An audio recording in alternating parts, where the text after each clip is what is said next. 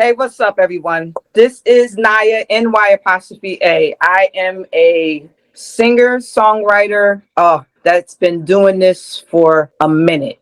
And when I say a minute, I mean a minute. I'm from Jersey, born and raised. I'm still in Jersey. I'm probably not going to leave Jersey. Everybody's moving out, but I'm here, and I think I'm here to stay. I started my journey, growing up, I'm not the typical story of I was in the church choir. Yes, I went to church. My mother took me to church, but I wasn't in the choir. I always wrote. I had a book when I was young. I was always writing something. Mother be like, "What you writing?" Well, I'm just writing some songs. So what you mean songs? I'm just writing lyrics. So I would have this book. I think I was like, I don't know, 10, 11, 12, started off just writing songs.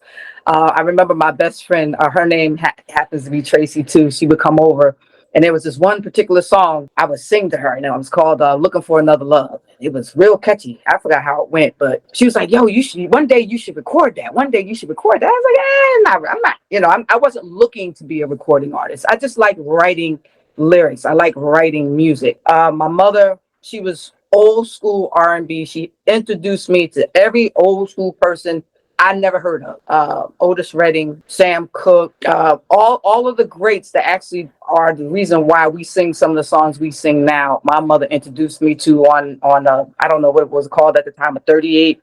She's spinning the records and 45s. So I grew up with a household of just music being played everywhere. My sister, we would have card games or whatever, just chilling out, and there would be music playing. So I always grew up around music, but I never thought in a million years that I would be at the level I'm at now. Fast forward, I go to college. I'm studying criminal justice. I think I want to be a lawyer. Maybe not a lawyer, okay, but something that had to do with criminal justice. Did a couple of talent shows here and there. Nothing serious. Just kind of hanging around, just doing. Oh, we have a talent show today. You should be in it. Okay, I'll be in it.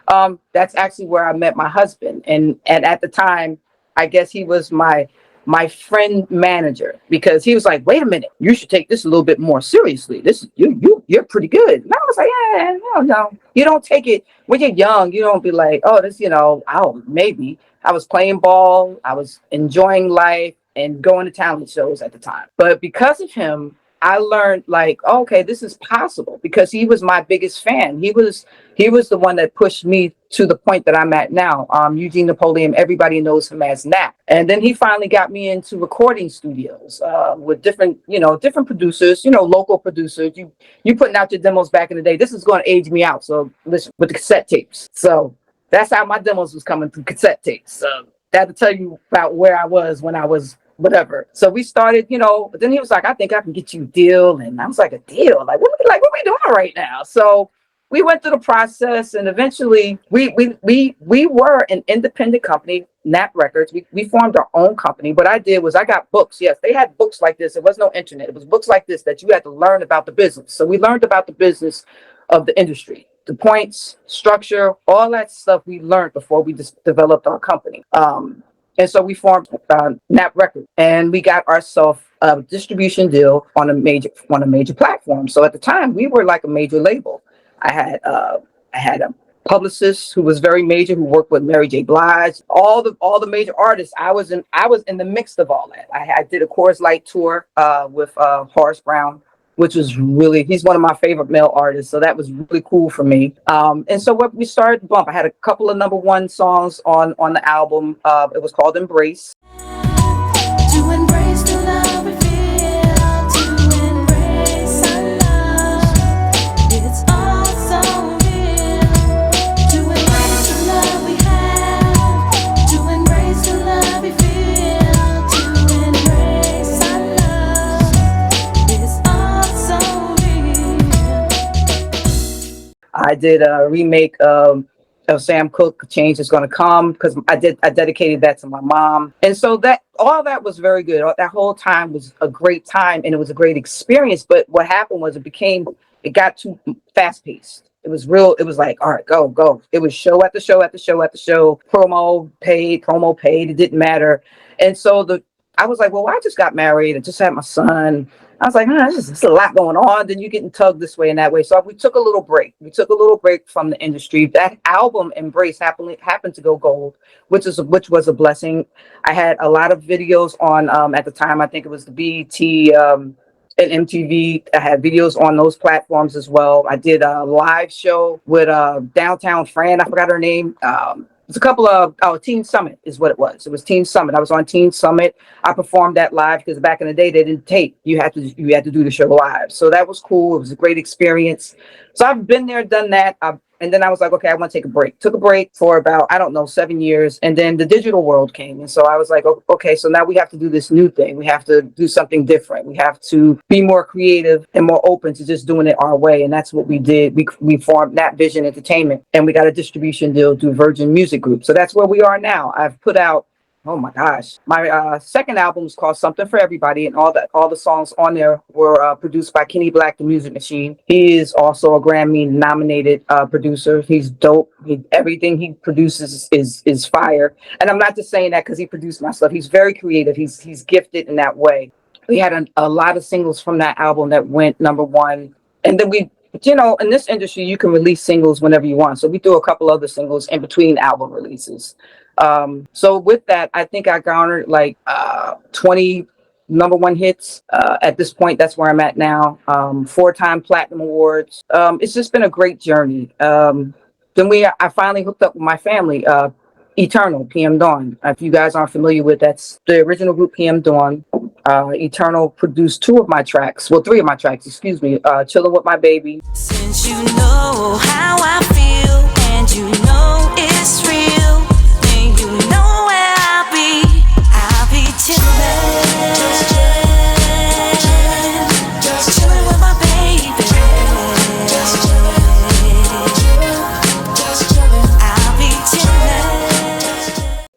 On the daily. My love chant out to you. I don't want much, I just want you. I wanna rock with you, baby, and be with you on the daily. And break me. Break me. No, you didn't break me. I'm stronger now than ever. I got myself together. Break me. No, you didn't break me. I'm stronger now than ever. I got myself together. Thought you knew. So we were finally able to work with them. We were supposed to work with them early in my career, but it didn't work out. So now we're working together now, and it's a dope experience. He's on another level because he's been doing this for so long at such a high level. He's taught me a lot in the sense of recording and how different ways to do things, because sometimes you get stuck in a bubble. So you always want to grow and expand. So I'm so thankful for him. And his gift of just his ear and his creativity. He's really, really dope. He's definitely unsung. Speaking of unsung, I've been on Unsung with him because of him. They did a unsung edition on TV1 of PM Dawn, and Chillin' with My Baby was on that platform as well. But that was so dope. Chillin' with My Baby was also on the WBLS Quiet Storm with Lenny Green. I did an interview with him. So things are really just like slowly grinding, because when you're independent, you can't do everything all at once because it costs money. So you have to make sure you're doing everything the right way, but you have to slow down a little bit more so than if you were on a major label.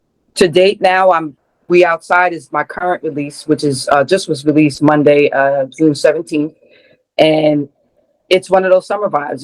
When it says We Outside, it means a little bit more than that to me, but for whatever the foundation of it is We outside. Like, just go outside and have some fun. Don't work so much that you don't get a chance to enjoy life, to enjoy family. We outside, come on out and see the light. Come on out and be a part of life and everything that's right. 'Cause we're back outside. Come on out, come on out, come on out, come on out, yeah. All my songs, if you listen to them, are message driven, and there's a message to everything that I say in my music. I'm never going to give you anything that's going to be too risque, so to speak. It's always going to be real and authentic. I'm available. My music is available on all digital platforms, which is a blessing in itself. Everywhere. Tidal, Deezer, Napster. Napster is old. Napster's been around for a while, but yeah, Napster, Apple Music, Spotify, wherever you want get your music from, YouTube Music, Amazon Music, I'm on it. It's NY apostrophe A. And like I said, I've been doing this for a while. I've been blessed with longevity in this career. So thankful to be on this platform. It's an amazing platform, Undiscovered Gemz. This is a great platform for all independent artists. Listen, tap in on every episode, not just mine. I'm sure you'll get something from each episode. Thanks for having me.